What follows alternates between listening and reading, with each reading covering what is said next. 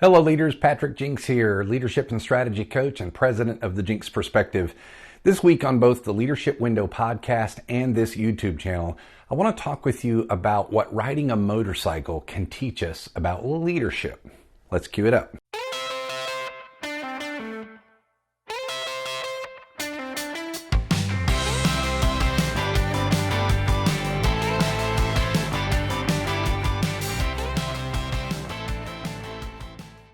In the 1970s, an author by the name of Robert Pirsig wrote what eventually became one of the most popular books ever written, Zen and the Art of Motorcycle Maintenance.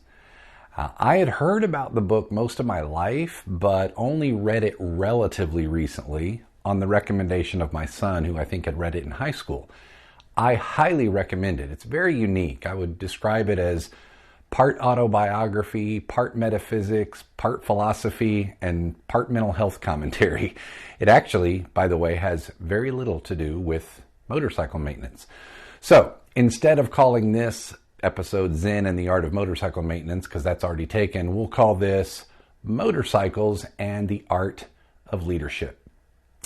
Just about 3 years ago, from seemingly out of nowhere, I developed a craving to own a motorcycle. I just wanted to be out on the open road and enjoy that feeling. So I bought myself a Suzuki Bergman 650. Great bike to learn on. It was basically a giant scooter, but with the power of a 650cc motorcycle engine. And after just a couple of years, I realized I was ready for a real motorcycle. So for this Christmas, this past year, I bought myself this. Isn't she a beauty? It's a 2010 Harley-Davidson Electra Glide Ultra Limited, and it's loaded. Cruise control, heated grips and seats, 4-speaker stereo system, even an LED lighting system to make me more visible on the road. But here's the thing. It's not a beginner bike. It's a 900-pound appliance, and it's very difficult to maneuver, at least for an amateur rider like me, as agile and coordinated and as athletic as I would like to believe that I am. So I've spent many hours and put on about 2,000 miles a month since I bought the bike, determined to become proficient, which I believe I'm achieving. As I've poured through countless hours of YouTube video, taken the 2-day motorcycle training at my local community college, and spent many hours on the DMV training course and parking lots learning how to ride well, I can't help but find many parallels to the arena of leadership. So I thought I would take a few minutes and share a few of those with you here. First, I'm reminded that to become proficient or expert at anything, one must put in the time and practice. And in the case of riding motorcycles, it means eventually you have to get out of the parking lot and onto the road. Nothing trains you in heavy traffic like riding in heavy traffic. Leadership is similar. You have to lead. You have to develop habits, learn where the potholes and pitfalls are, gradually become confident and competent. And in those areas of leadership that I have felt less competent, I've had to simply work on those more. The same applies to riding a 900-pound Harley. You start by getting out on the course and practicing slow speed weaving maneuvers and more. But at some point, as I said, you have to hit the streets. Here's the second parallel. I've talked recently on my podcast about the ambidexterity of leadership. Riding a motorcycle provides a fantastic analogy for this, and here's a perfect example. One of the more difficult things to do on a motorcycle, particularly a big touring bike like mine, is making U-turns. Because you're traveling at slow speeds, it's very easy to tip the bike over. It requires 3 basic skills, all working simultaneously and in concert. First, you have to have good clutch control with your left hand. This means you have to be able to operate in what they call the friction zone. And that's where the clutch is only partially engaged. And this allows just enough drive to the rear wheel, which is required to keep the bike upright. The second skill is the application of just the right amount of pressure on the rear brake with your right foot. In other words, yes, you are applying drive to the rear wheel while also applying brake to the rear wheel simultaneously. Seems contradictory and counterproductive, but it is critical. And the third skill might be the most important one.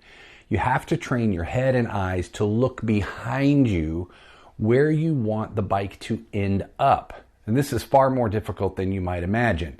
The natural inclination is to look directly in front of the motorcycle during the entire U-turn. You want to avoid a rock, or you want to avoid turning too wide or hitting some obstacle.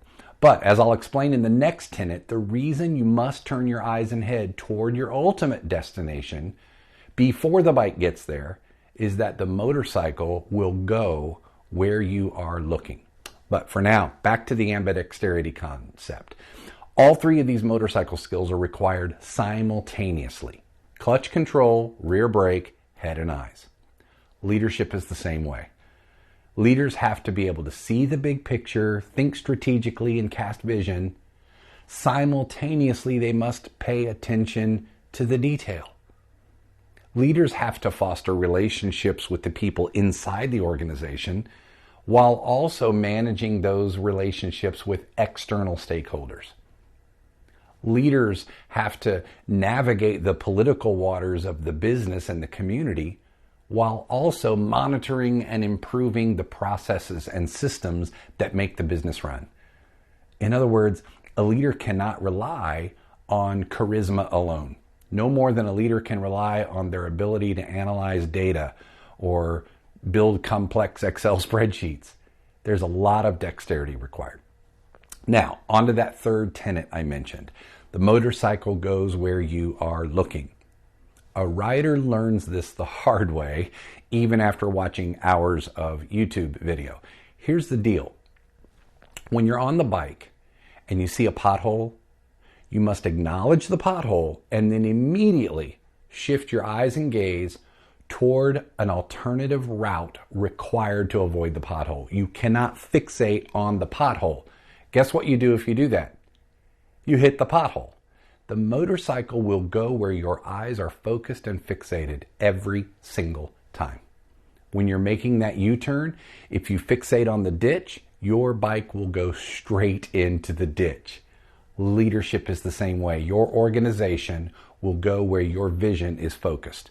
Stay fixated on the problems, the frustrations, the barriers, and your organization will remain struggling with the problems, the frustrations, and the barriers, and it'll show up in your culture and psyche.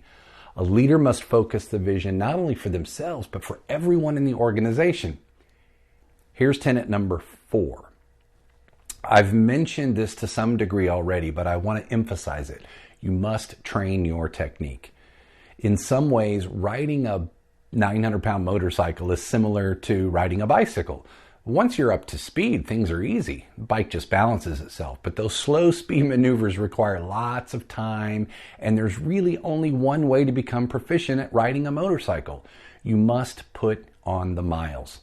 Only the hours and the miles on the bike will increase your competence. Reading about leadership or even obtaining a title or a position doesn't do the trick. The main reason I want to highlight this tenet is because leaders must remind themselves of this, but also for their people that they lead. This has a lot to do with delegation. Your team leaders are only going to increase their competence when you give them the opportunity in real life.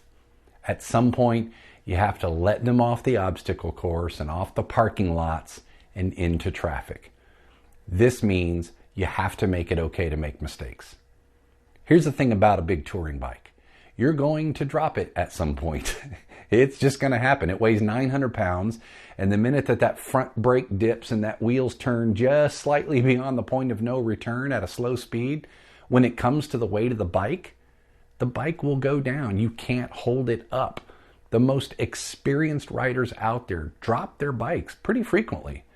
Fortunately, most of these drops happen in the driveway or in the garage, sometimes in a parking space, but they happen.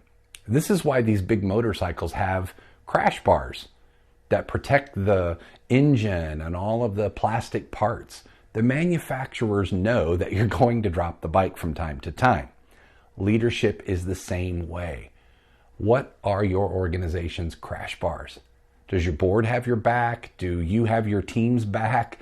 Does your organization have space and room for mistakes? Let me move to the final tenet for this video anyway. When you're riding a motorcycle, you actually become a better defensive driver, even in the car.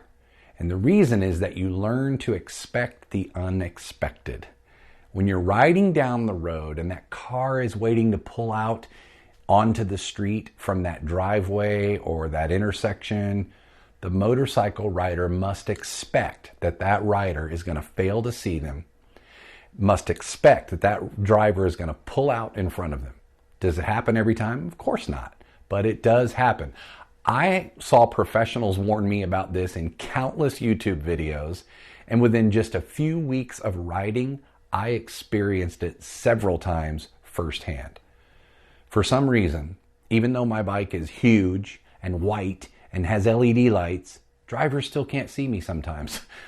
I've had them pull right out at me as if I wasn't even there. And had I not already trained my mind to expect them to pull out in front of me, I probably would have been hit. What's the leadership parallel? A leader must know how to expect the unexpected.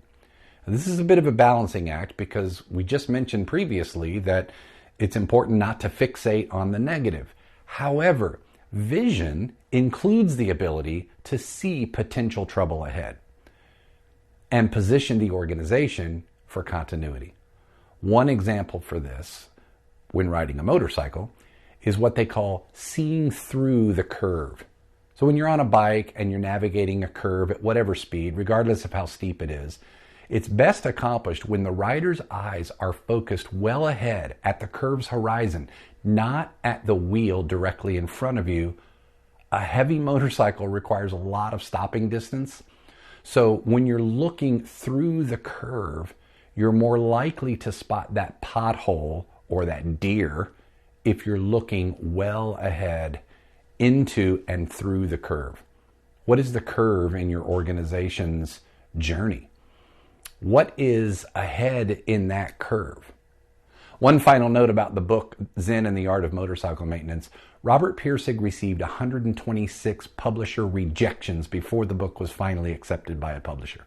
He was rejected 126 times for a book that ended up selling over 5 million copies and becoming a bestseller for decades, and ultimately one of the most popular books ever written.